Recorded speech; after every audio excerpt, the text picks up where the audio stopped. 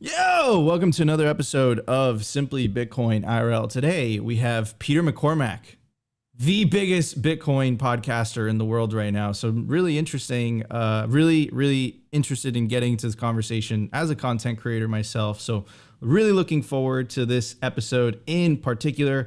But before we start the show, I want to give a shout out to the awesome Bitcoin companies that make this show possible. SwanBitcoin.com, best place to build your Bitcoin stack. And also check out their new product, Swan IRA. So check out swanbitcoin.com today. And of course, the biggest Bitcoin conference of the year, Bitcoin 2023. It's going to be hosted in sunny Miami Beach, Florida, May 18th through the 20th, 2023. Promo code SIMPLY. Anyways, no more delay. Hey, Peter, how you doing? What up, dude? How you doing? Good, bro. So, how you been? I saw that your club, they won. How crazy was that? Well, firstly, I've been sick as a dog, man. I've been so rough. I think it might have been just like everything that happened last week. There's a lot of partying, a lot of celebrating, but I've been sick. But yeah, it's unbelievable. It's unreal, man. It's hard to put into words because what was it, like a year and a half ago I bought them, and I came out, I was like, yeah, we're gonna get in the Premier League. And then you're like, okay, we actually need to go and win the league, and we did it. We fucking did it. How many leagues? Like, so if the Premier League is one, what league is Bedford in right now? We're 10. Okay. We're 10. And so it's 9 promotions. Uh-huh. I mean, getting into the Premier League is ridiculous. But getting to the Football League, that's a realistic target. That's 6 promotions, getting to the professional leagues. But you got to get promotions to do it, dude. And, you know, every one of them is hard. And we just did the first one. Unbelievable. It's unbelievable. I'm so happy. Well, that's crazy, dude. And I mean, like, it's good for Bitcoin, I guess, because it gives the exposure. So, yeah, man, we had a bunch of Bitcoiners descend into Bedford last week. We had James Lavish, Jeff Booth, Lawrence Lepard. We had Ben Ark, we had Bradley Rattler, and like people flew from all around the world to motherfucking Bedford. Of all places to go, they came to Bedford. And we had a record crowd, we lifted the trophy. And yeah, it's a very, it's my way of football. I'm like football pilling people and orange pilling them through football. Beautiful. You're definitely on the mission. Anyways, dude, so you've been in content creation for quite a bit. Dude. Yeah. Edgar's in the chat, right? Edgar is this motherfucker comes over from Minneapolis, right? And like he comes over on the Monday. He sees us win the league with the draw against Amtil. He goes out drinking till I don't know, like 4 a.m. with the girls from our girls team, and then he just drinks every night. And then he's there again on Saturday. He's there Friday.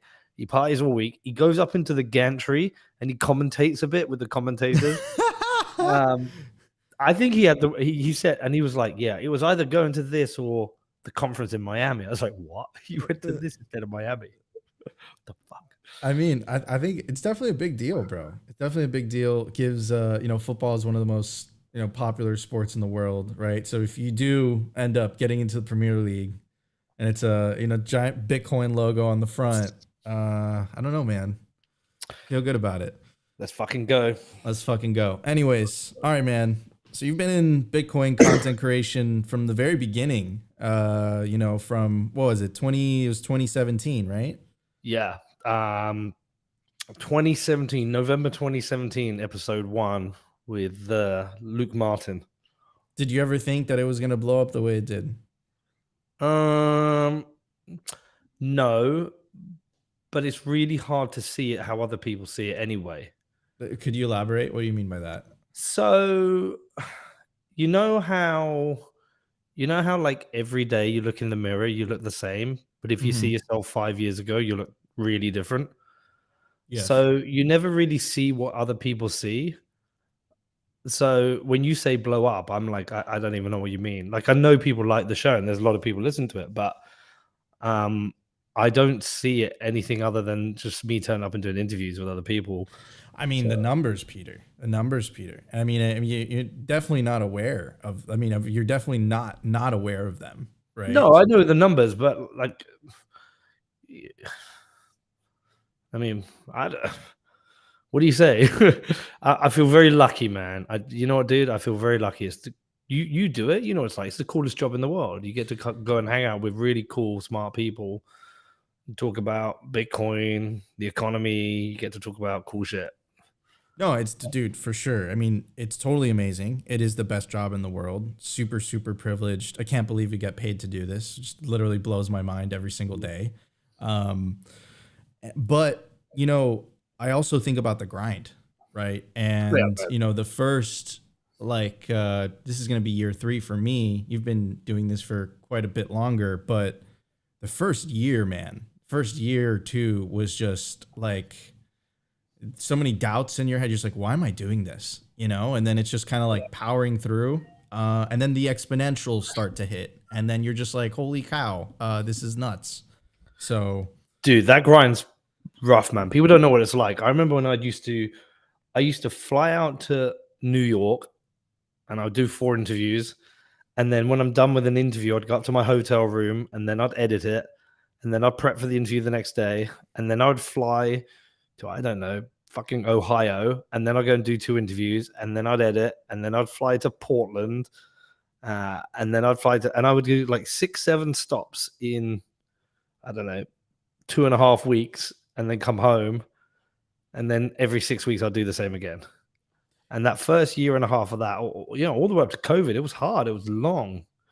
And then Danny came on board, and then it changed. But yeah. it was a grind, and I was losing money. I was losing a lot of money. I lost $100,000 on the podcast in the first 2 years. I was $100,000 down. I mean, you invested in yourself. I completely agree. I literally, when you talk about the grind and then the flying and the traveling and setting up and like going to the different locations, like Opti's in backstage right now. We know exactly what you're talking about, man. It's like the most brutal thing. And then there's something about content creation that I don't think a lot of people are aware of. But once you do one of these interviews, it really takes it takes a part of your soul. Like it just rips it out, and you kind of lose like a part of your energy that day. Like it's really, really exhausting. We do them in sprints. So we'll go somewhere for like 10 to 15 days and we'll make, I don't know, 20 shows. And there's like most days we're making 2, sometimes 3. But we're even in a 2-show day, sometimes I'm like, Danny, you got to spread them apart. I need like a 3-hour gap. And then when we're done, I need to go and lay down for an hour and just get your energy back. Because that 2 hours, you have to, basically, you got to spend 2 hours trying to keep a conversation going, listening to what they're saying, whilst trying to have a good response, but knowing like if the conversation goes dead there, you got to take it somewhere else. So it's a lot of concentration for 2 hours. I prefer to be the interviewer. Like I hate this shit. I hate being interviewed. I prefer to be the interviewer, but it's a lot easier to be interviewed because you stop answering when you want to. Like I'm done. Up to you. Over to you, man. Your turn to speak. Yeah, but it's tiring. It's interesting though that you say that, because I prefer to be interviewed because it's autopilot. Like the interview is what you said. You're responsible for the entertainment value of the show, right? You have to get people engaged, and then there's some guests that are they do the job for you. And then there's some guests where you have to put in a lot of work, right, to make that particular conversation engaging. When they're giving you so the way I explained it is if you're interviewing someone for an hour and they give you 30-second answers, you need a lot of questions. What's that? 40 questions, 60. How many is that? 60 minutes. That's like 100. You need 100 so questions, right? Whereas some people, you can give a question, they talk for 10 minutes. Yeah. Last time I interviewed Michael Saylor, he spoke for 45 minutes off the first question. 45 minutes. It's amazing. Shit. It's amazing. It's amazing. No, yeah. Obviously, it wasn't Sailor, but who was it recently? It was Lavish and Foss. And I think I spoke 5 minutes, and it was an hour-long conversation. And you're just like, okay, this is great. You guys did my job. And then you see it in the comments, like, you did great hosting, Nico. I was like, sure, okay, I'll take it. I'll Nico, take it. You worked so hard there, man. Anyways, so one of the things that I want to talk to you about, Peter, was, as we've been getting bigger, to our surprise, the amount of hate, bro, that we've been getting is just I guess we didn't see it before. And then I'm kind of like, it's stuck in this position where it's kind of like, what did I do to you? Why do you hate me so much? And that's something that we've been enduring probably, like, this is like probably, since Simply really started taking off like 6-7 months ago. You get hate. Yes, we're starting to get hate, bro. And it's Love it, it's just crazy. And it's like, why do you hate me so much? What did I do to you? Why do you think that I'm a fake Bitcoiner? Why do you think that I'm this? Why do you think that I'm that? And to me, it freaking fascinates me because I'm just like, okay, wait a second. So it's not red versus blue. It's not like, left versus right. A lot of people get stuck in that like dichotomy. It's none of that. It's none of that.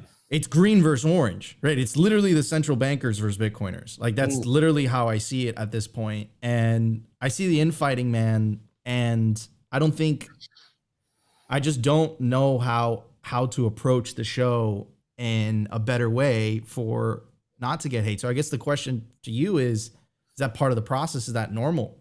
What have you experienced particularly? Oh man, I've had so much. It used to bother me. I've got a lot of thoughts on this. Firstly, congratulations, because if you're getting hate, it means you've been successful. So congratulations, you made it. Fucking great work, Nico. If you don't want any hate, then be unsuccessful, and there'll be no like. So there's that. Secondly, basically, when there's hate, it's you versus a loser. Usually, it's some fucking degenerate loser who hates his life, and he sees you out there doing some cool shit. And it's like you're holding up a mirror. You're basically saying, look how much of a fucking loser you are. And that's why they're losing their shit at you. They've got bad parents, or they're raised badly, or they don't understand how to be civil. They don't understand, like, people see the world differently from them. They're just fucking losers. So that's another part. And then I would say, it took me a while for this. Learn to not give a fuck. You should see my YouTube, like all day, every day. It's like, you're a status cuck. You're a fat motherfucker. You're a fucking idiot. I hate you. I hate your face. I hope you get cancer. Like, honestly, oh god, yeah.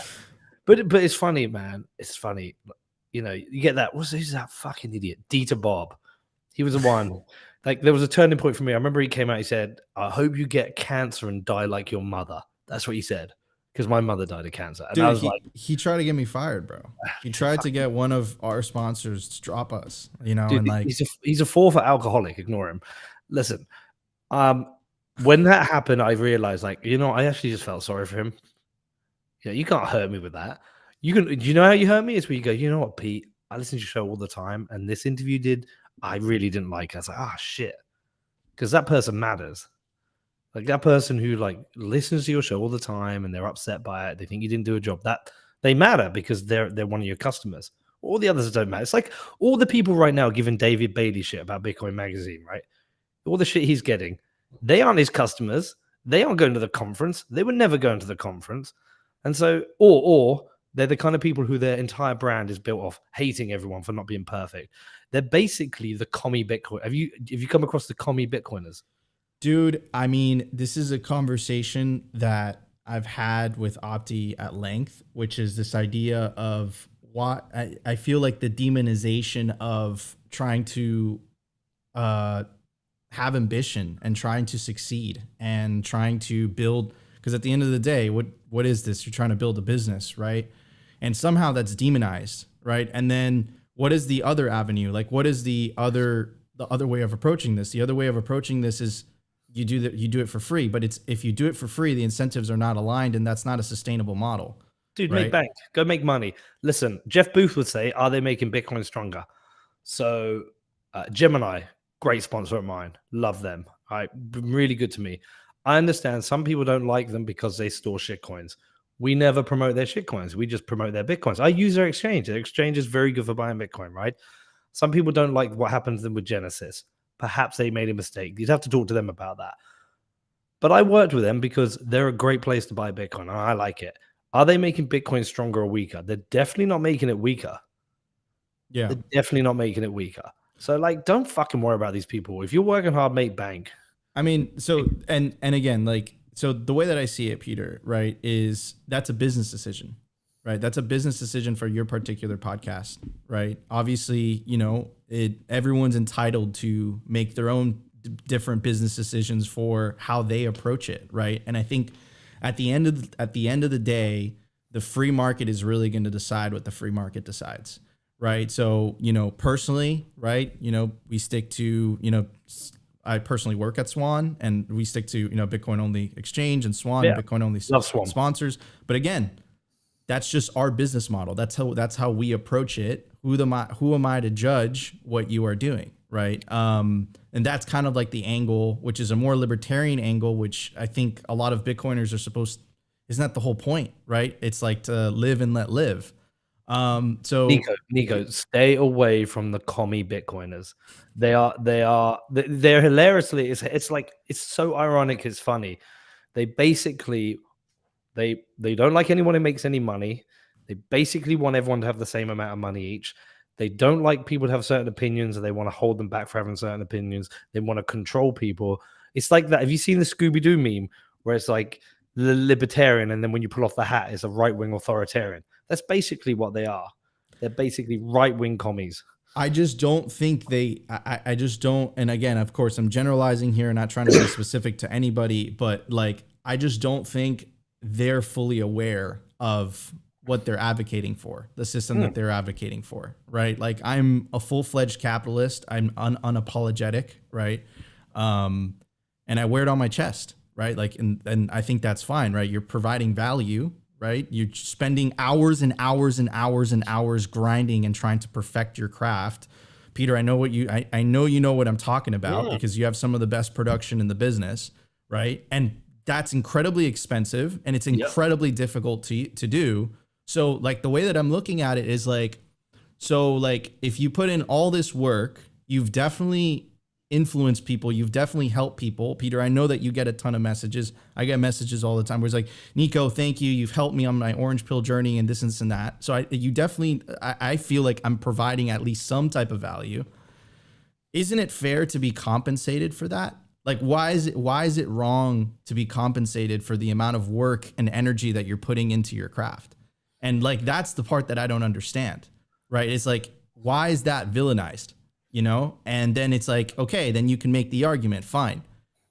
It's because of the particular sponsors, or it's because of this and because of that. That's a business decision. That's an individual's business decision. If you don't like what they do, go shop someplace else. And that's kind of like the way that I view it. But yeah, man. Do you know what's worse than getting loads of hate? What? Nobody knowing you exist. I'm telling you, that's a strong statement. When anyone does a podcast and they say to me, "Oh, I'm starting to get hate," I'm like I said to you, "Congratulations, man! It's made it." So, same with my football team, right?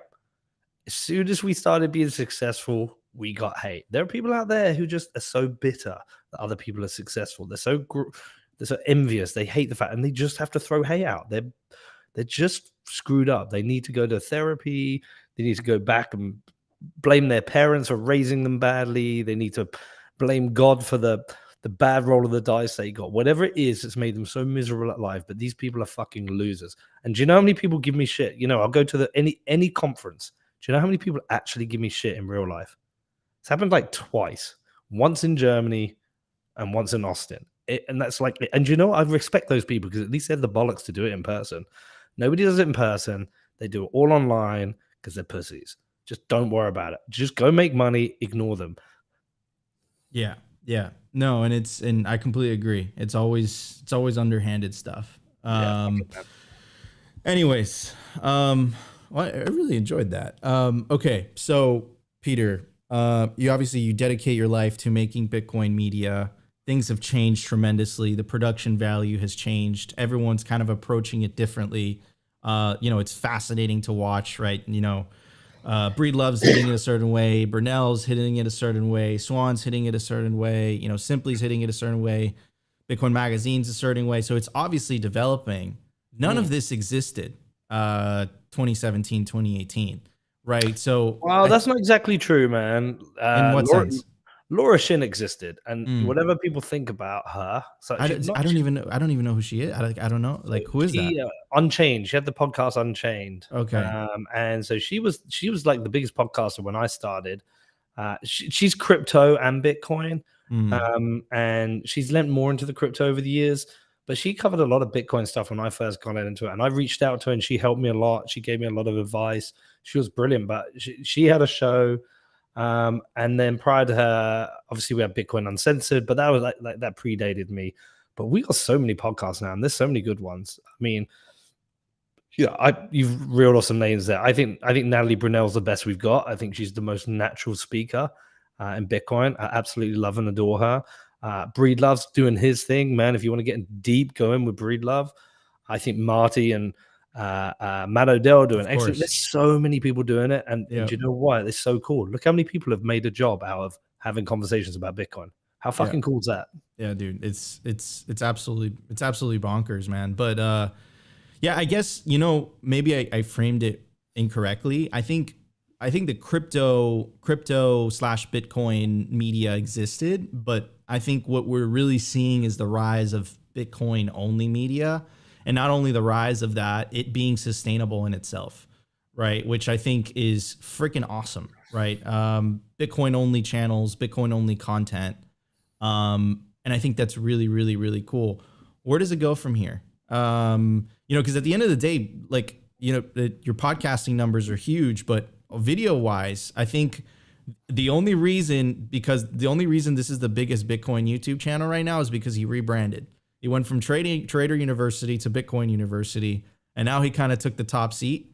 But, none of the Bitcoin only content creators are breaking 250K. So that tells me that Bitcoin media is really in its infancy, at least in the video format. Yeah, so we do video, but I don't care for it too much. Really? Why is that? Because it's also a Especially business. especially since it takes you a lot, dude, to do what you do. Yeah, but we're always going to do the interviews in person, right? So because that's my thing, right? I prefer an interview in person. I think it's a better interview for me. I just enjoy it more. And so while we're there, we might as well set up some cameras and do it.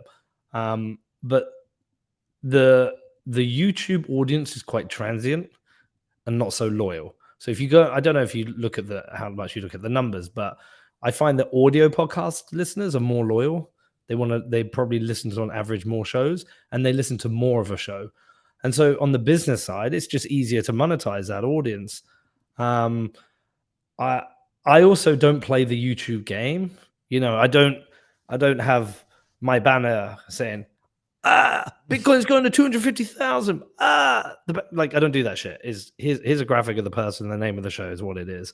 And so I don't play the YouTube game. And I don't think a lot of people do. Pomp does it a little bit in his own way. He's still my buddy. But he does it a little bit. But I don't play that YouTube game. But in the bull markets, it will grow. But I think the next step is elevating them beyond being Bitcoin only show. Like I wish I hadn't called it what Bitcoin did. I wish I'd done like Stefan Rivera, just called it the Pete McCormack show because it'd be easier to do non-Bitcoin content. But that's the next step is whereby, I mean, so we, I don't even think by the way, mine's a Bitcoin show. I think it's a macro show with a Bitcoin lens.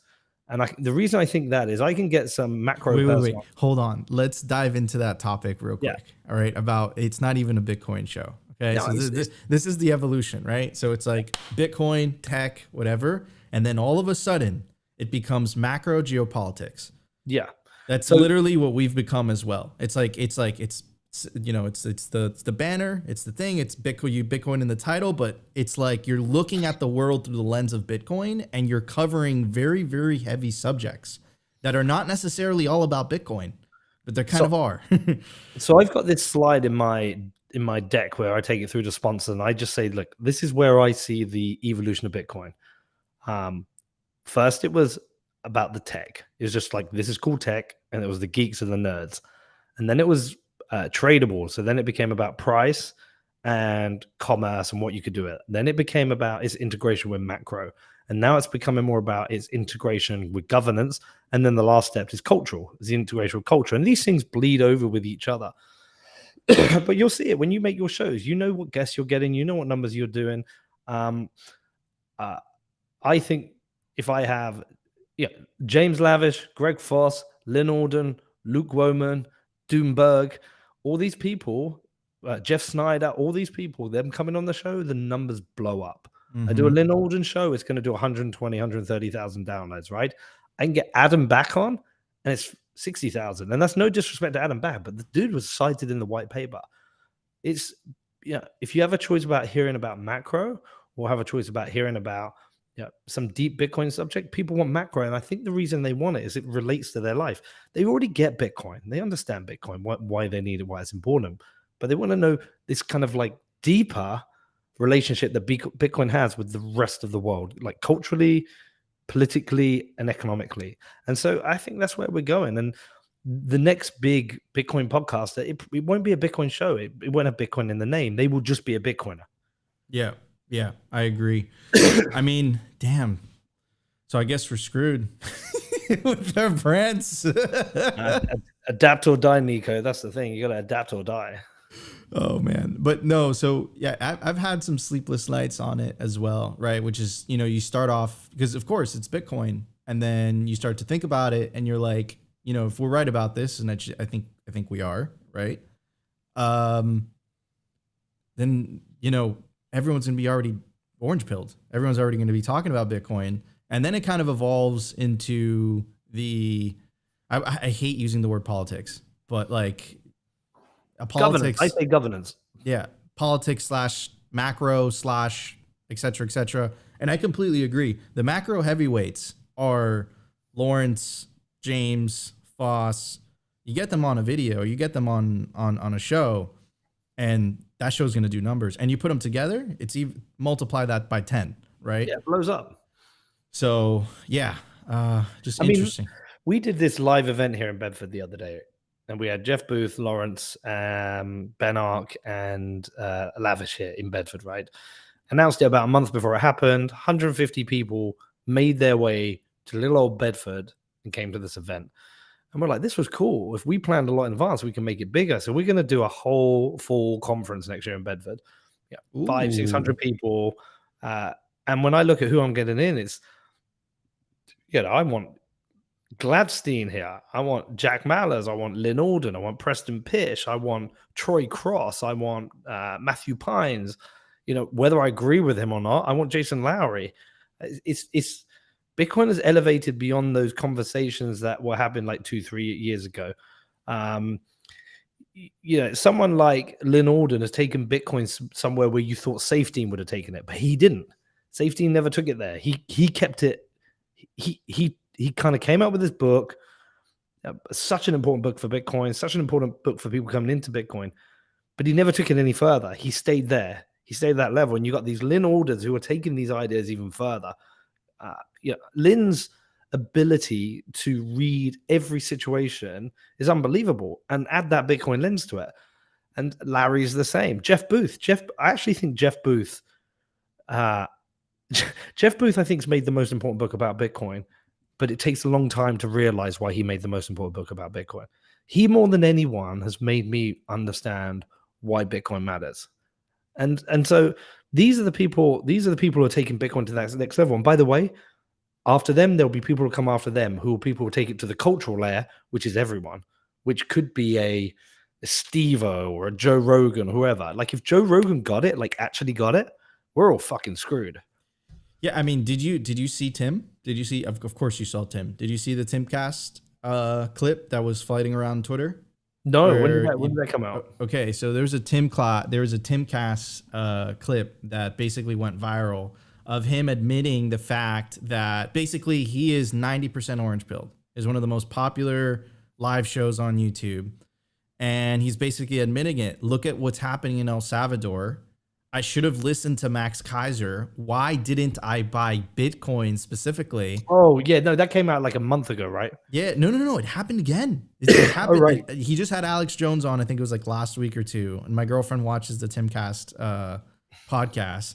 And then she sends me the clip and she's like, Nico, take a look at this. I mean, how long is it, Opti? Could we play it? I think it's like a minute, right? If it's too long, I don't want to play it. Anyways, but yeah, so you're saying we're screwed if they if they become if they if these people take it, we're screwed. Why are they going to listen to us? We're fucked.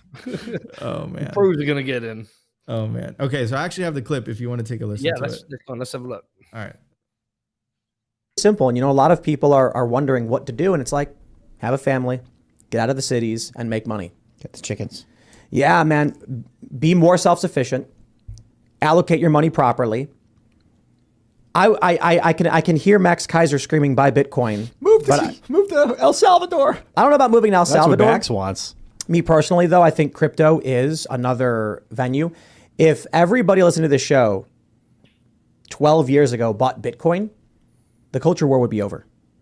Because you would have millions of Bitcoin millionaires controlling industry and snapping their fingers and just doing whatever they want. I think a lot of it is an example of how little faith people have in the U.S. dollar. All right. That's why crypto's doing so well. Stop it there. I mean, he still doesn't get it. But he's almost there, brother. Yeah, he's almost there. Look, if everyone had bought it 12 years ago, we'll still be having that culture war. Yeah, of course. So that's bullshit.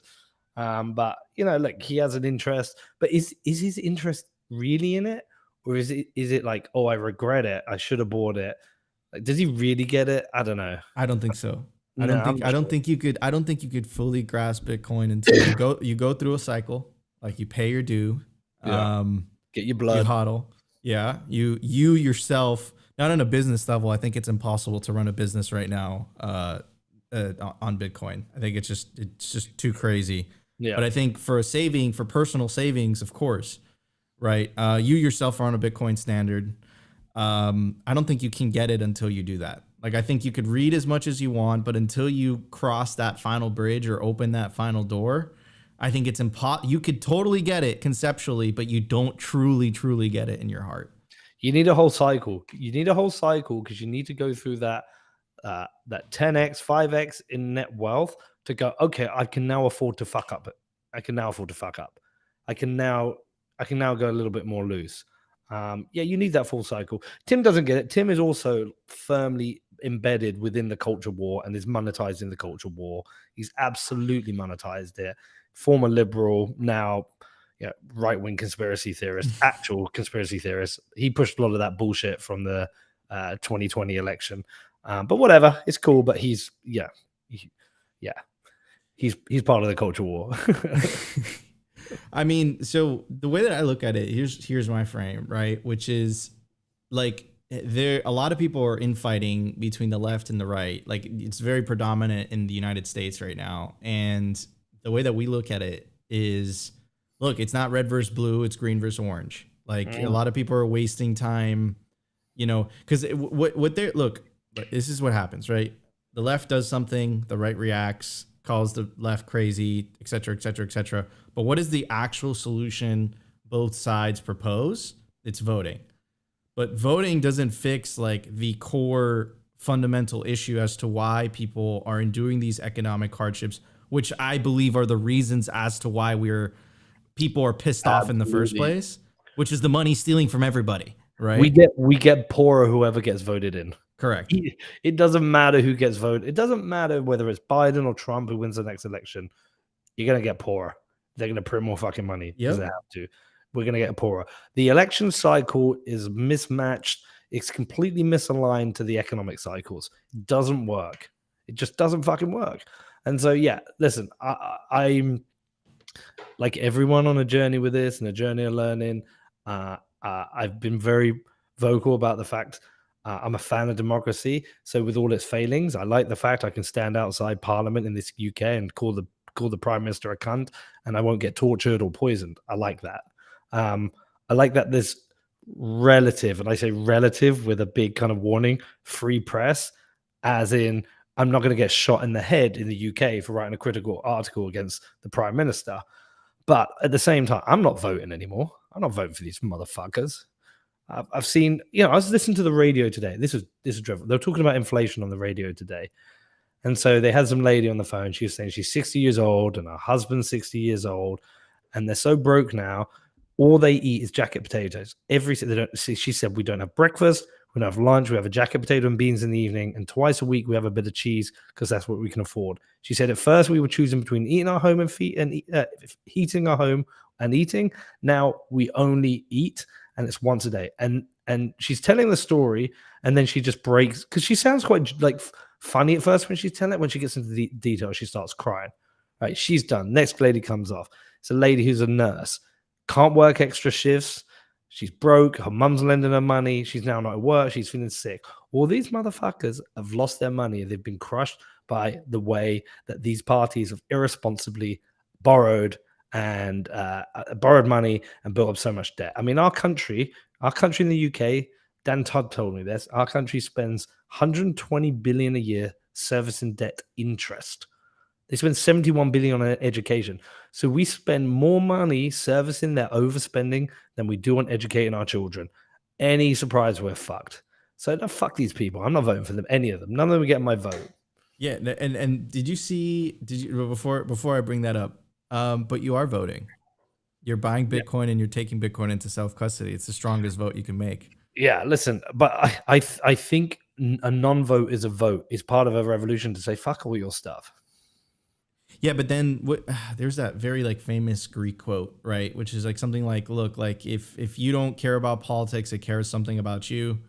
Like, don't you feel like if at least like on the ground level, you need, especially during the transition period, right? You know, I think Bitcoin in the long run will make politics irrelevant, but I think during the transition period, don't you think it suits us? So I don't think it makes it irrelevant. I think it makes it more accountable.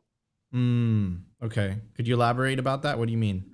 So I think, well, firstly, you can't print Bitcoin. So any form of governance will have to be based on tighter, stricter budgets.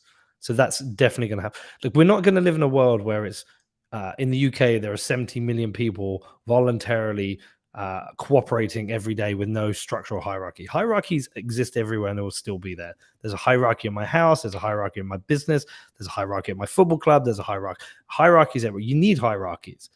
Some people need leading. Some people need to lead. It's just the way the world is. But it will become more accountable. So the people who are voted in to lead a group, whether it's a town, a village, a city, they will be accountable and they won't be able to waste money or print money and they'll be voted out. So I think you just have a stronger form of democracy based on with accountability. Yeah. I mean, look, when you take away their ability to print money, right? If we transition to a Bitcoin standard, right? What is their only mechanism of which to raise more funds is direct taxation. Yeah, good luck, if it's some crazy idea that they get away with now because they have a money printer. I totally agree with that.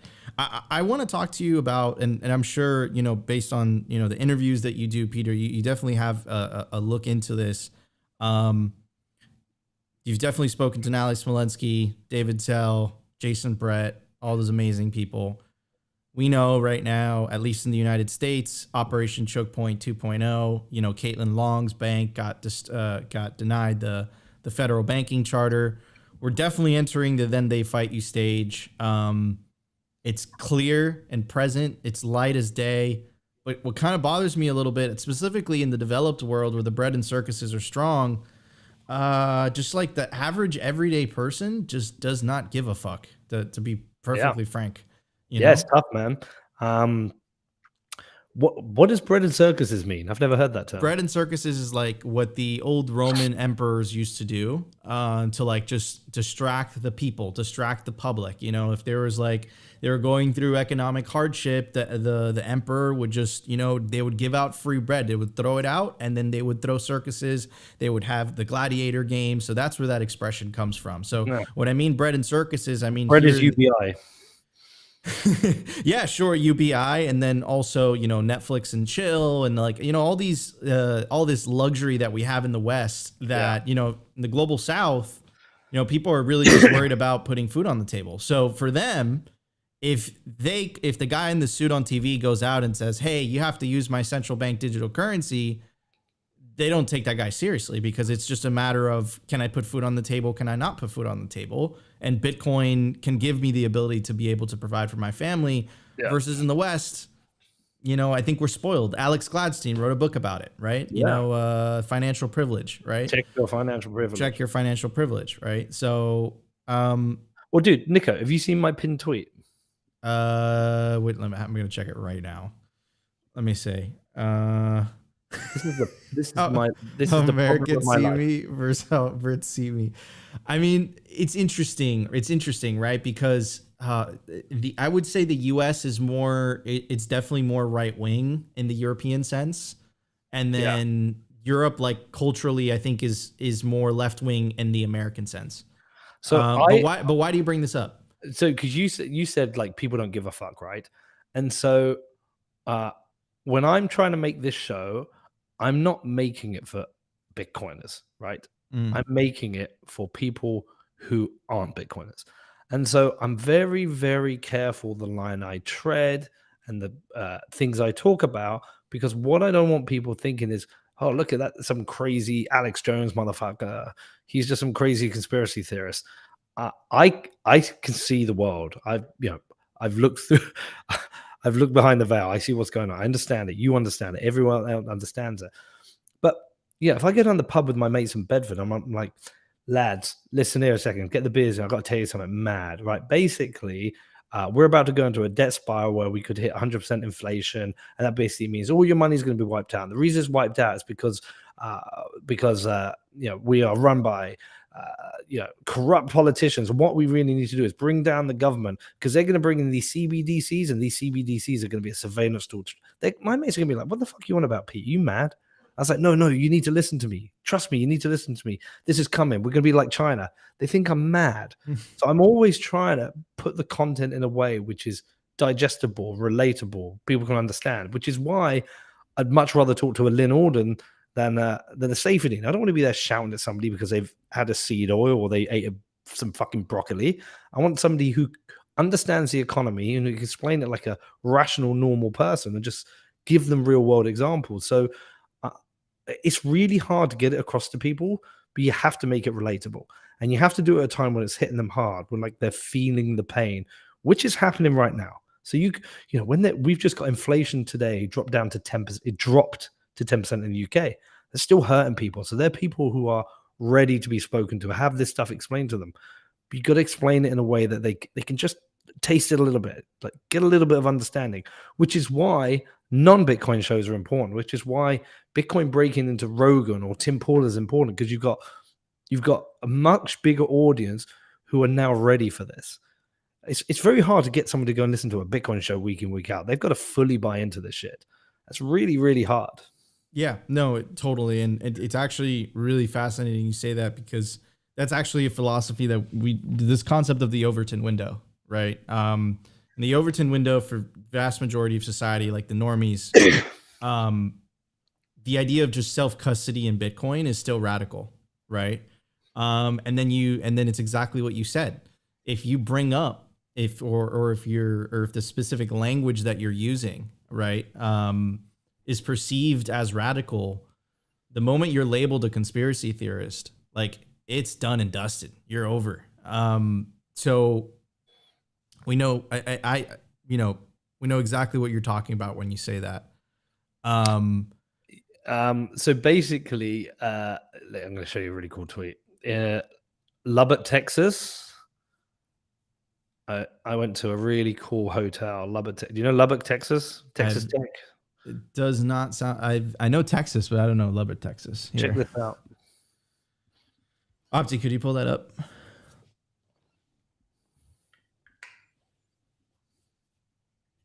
Thank you, sir. The Overton Hotel window. So I stayed at the Overton Hotel.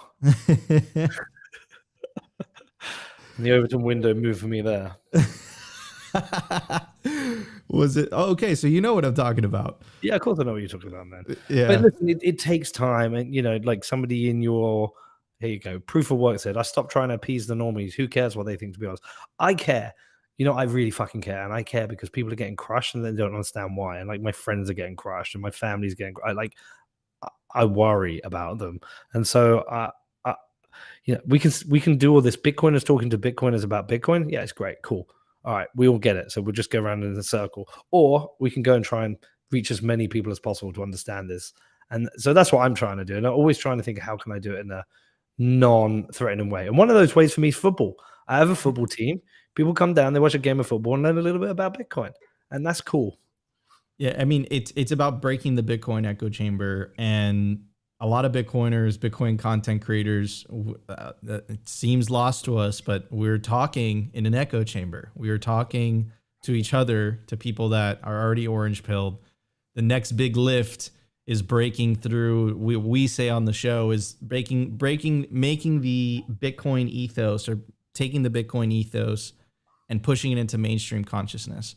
And that hasn't happened yet. And I think that needs to happen, especially because I think governments know what's going on. I think we're in a race against time.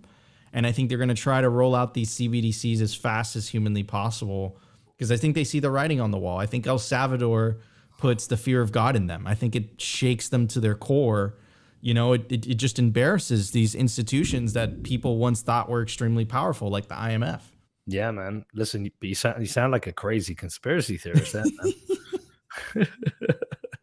Yeah, so I'm with you. I think the really interesting thing about El Salvador is if they get through this next cycle and Bitcoin does what it does, that Bitcoin that Bukele bought is going to be in the green.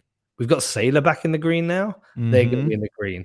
And you know, if Bitcoin does a 3-4x, they're going to be massively in the green. And suddenly people are going to be saying, oh, holy shit, like Bukele was right. Maybe we were all wrong.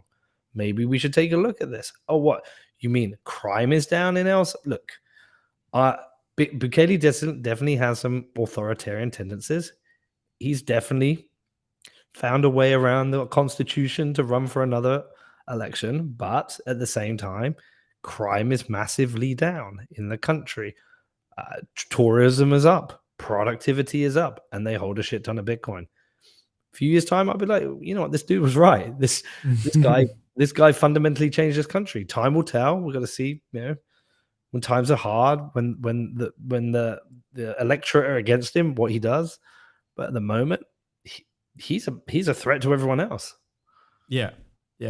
So, him and Michael Saylor in Nayib on the nation state level, and then Michael Saylor on the public company front, they'll be totally vindicated. And I think it'll be very hard for the legacy corporate media to try to spin it or try to counter that. It just will be undeniable at that point. And that's actually something that I want to talk to you about, right? Which is, we're kind of witnessing the death of these legacy media institutions that people really confided in for decades and decades and decades and decades.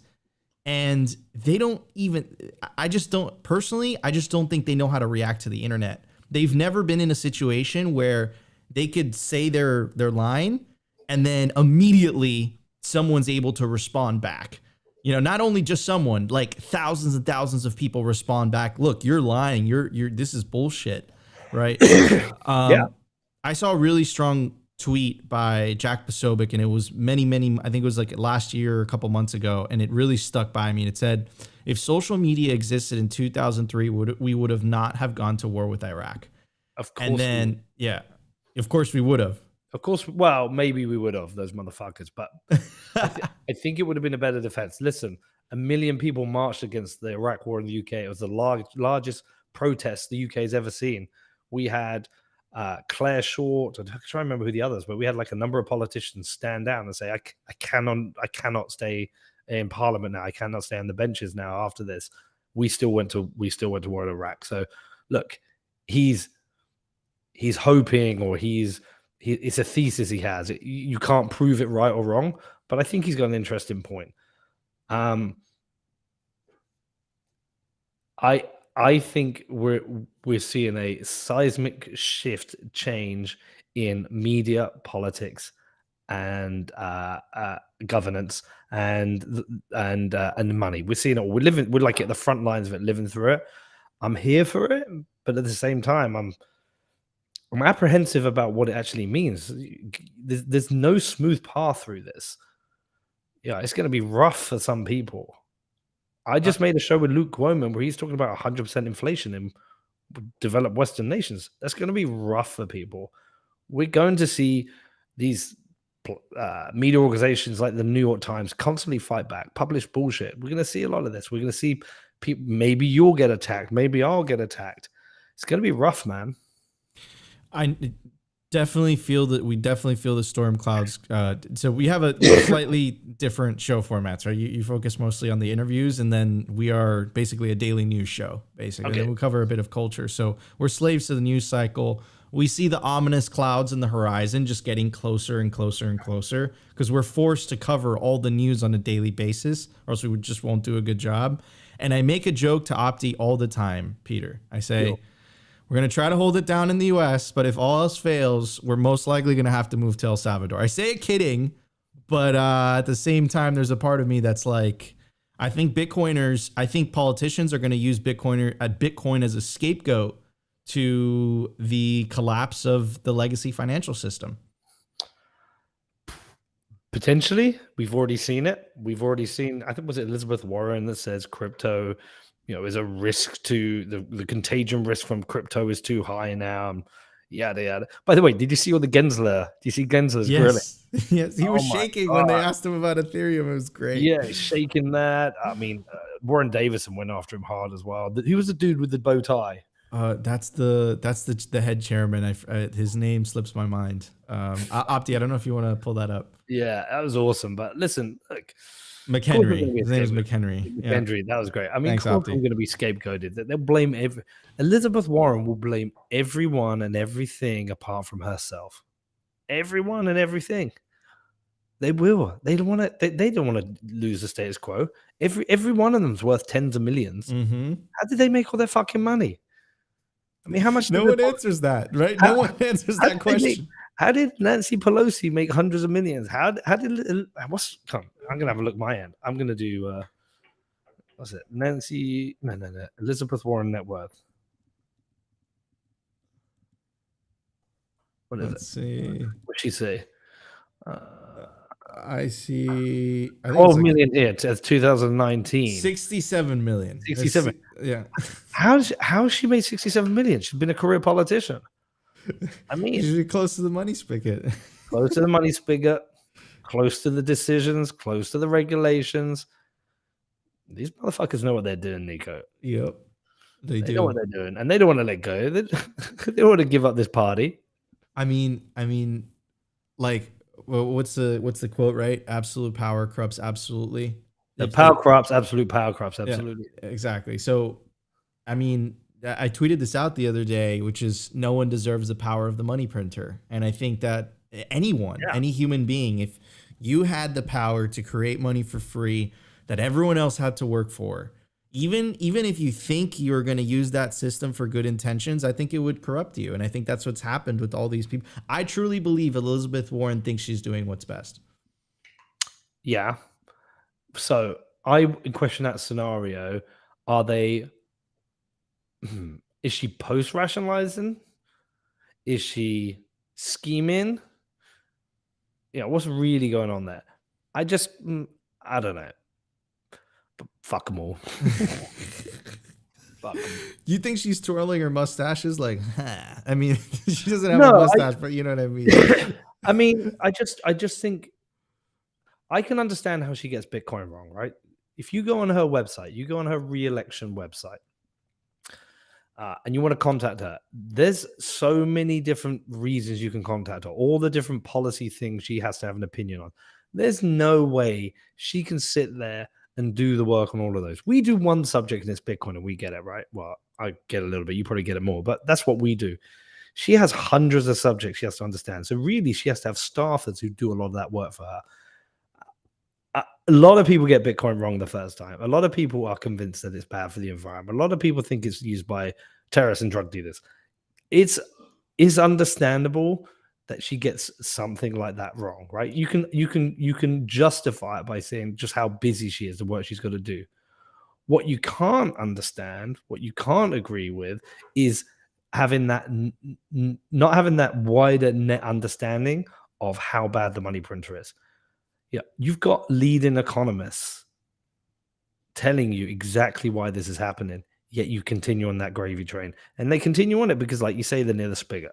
So there's the bigger things you can't understand. I can understand why she gets Bitcoin wrong. Yeah, but you can't understand, like, and I'm glad that you brought that up because it was all the tells, right? It was literally, at first they started with the environmental FUD. Okay, give them the benefit of the doubt. They care about the planet, et cetera, et cetera.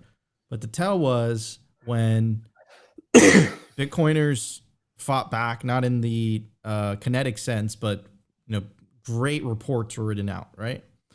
And they were given. And the narrative stayed exactly the same.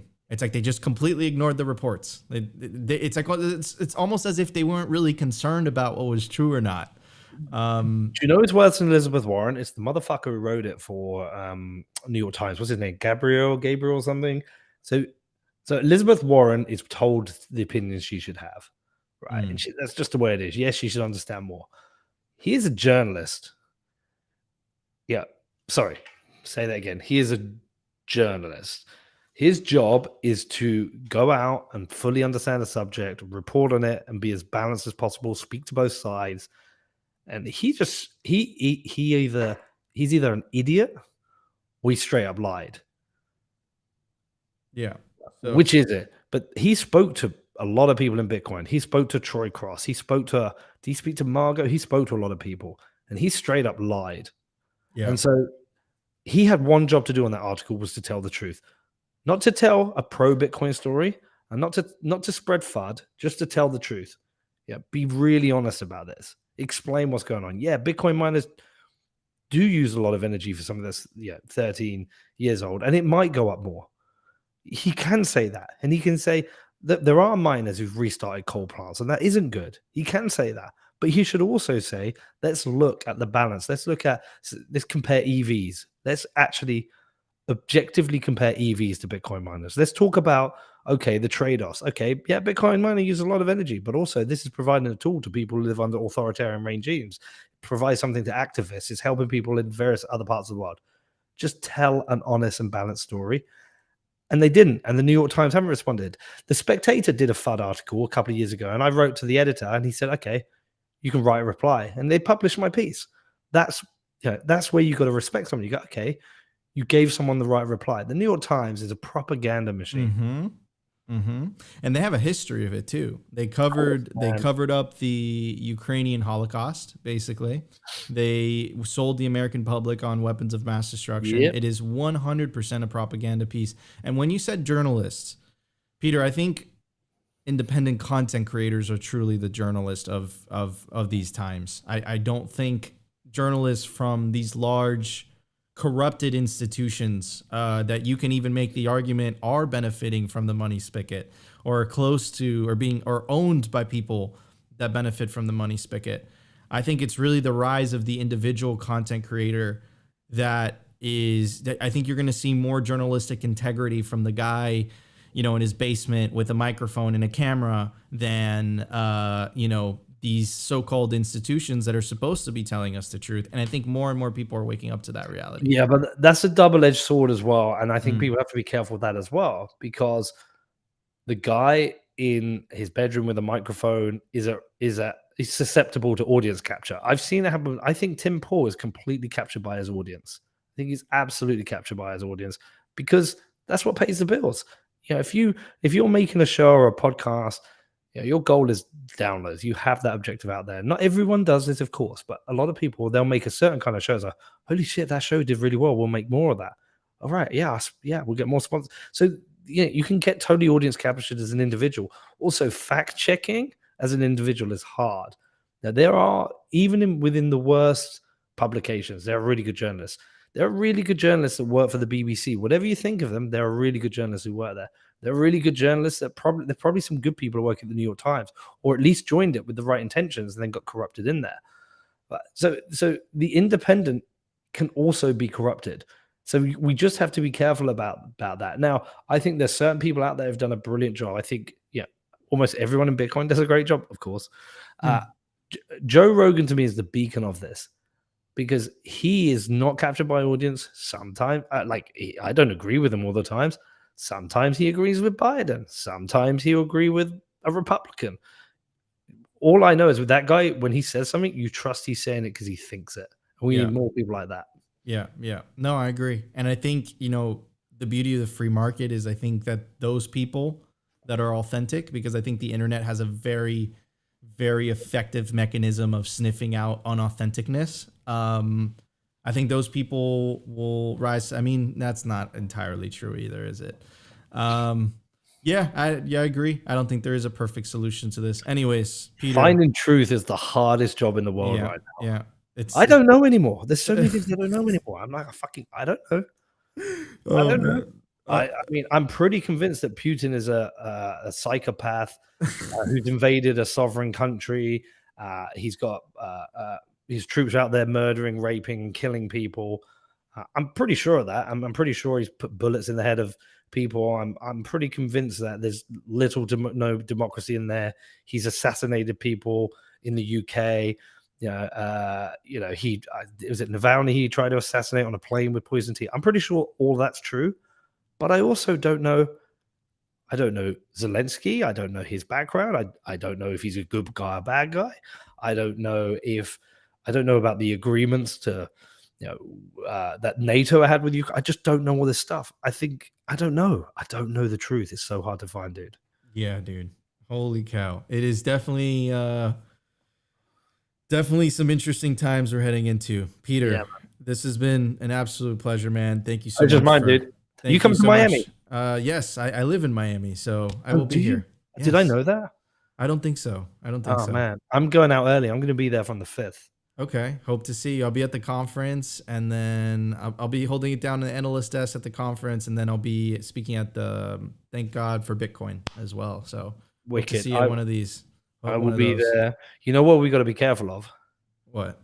Tatum. Tatum's blowing up, man. I love Tatum, man. Tatum's the man. Fuck Tatum. 5 years. Fuck Tatum. For 5 years, I tried to get Dorsey. He turns out with 2 ASICs, and like within 6 months, he's got Dorsey. It's the 2 ASICs, bro. It's a 2 ASICs, man. Fuck Tatum. It's the 2 ASICs. Anyways, all right, Peter. I really appreciate it, bro. Peace out, man. Anytime. All right, everybody. Thank you so much for tuning in to another episode of Simply Bitcoin IRL. We'll be back tomorrow, 12:15 p.m. Eastern Standard Time for the live show. I'll catch you guys on the next one.